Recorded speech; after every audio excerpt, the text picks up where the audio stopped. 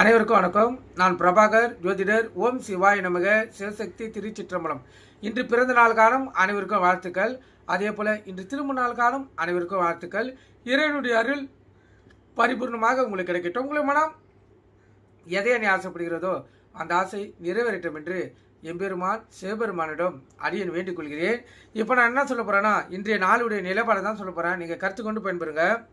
விஸ்வாசி மார்கழி 16 இன்று புதன்கிழமை, ஆங்கில வருடம் டிசம்பர் 31, 2025.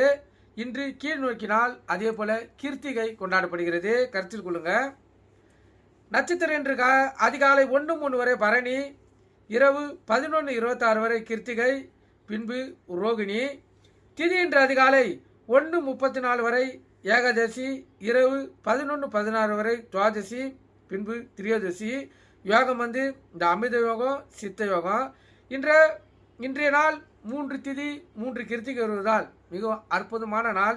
உங்களுடைய செயல்கள் எதுவாக இருந்தாலும் இந்த நாளில் நீங்கள் வேண்டிங்கன்னா அற்புத பலன்களை பெற முடியும்.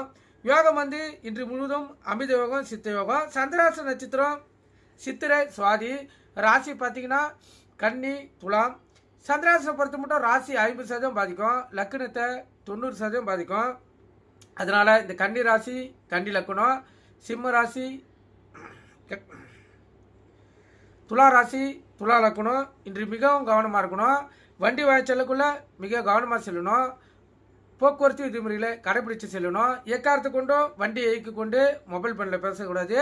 சிந்தனைகள் சிதறி விபத்துகள் ஏற்படுறதுக்கு அதிக வாய்ப்பு இருக்குது. அதே போல் இந்த கன்னி ராசிக்கு சந்திராசன் நடந்து கொண்டு இருப்பதால்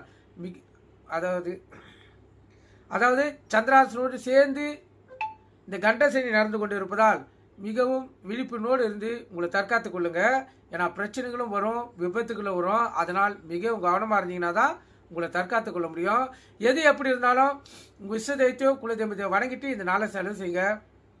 இந்த நாள் உங்களுக்கு சிறப்பாகவே அமையும். நல்ல நேரம் காலை 9:15, 10:15, மாலை 4:45, 5:45. கௌரி நல்ல நேரம் காலை 2 மணிலிருந்து 3, மாலை 6:30 7:30. இந்த கௌரி நல்ல நேரத்தில் புதுமண தம்பதிக்கு சாந்தி முகூர்த்தம் அமைப்பது, குழந்தை பாக்கி இல்லாதவர்கள் பயன்படுத்துவது. எந்த ஒரு நல்ல காரியத்துக்கும் இந்த கௌரி நல்ல நேரத்தை பயன்படுத்தினா வாழ்க்கையில் வெற்றி பெற முடியும்.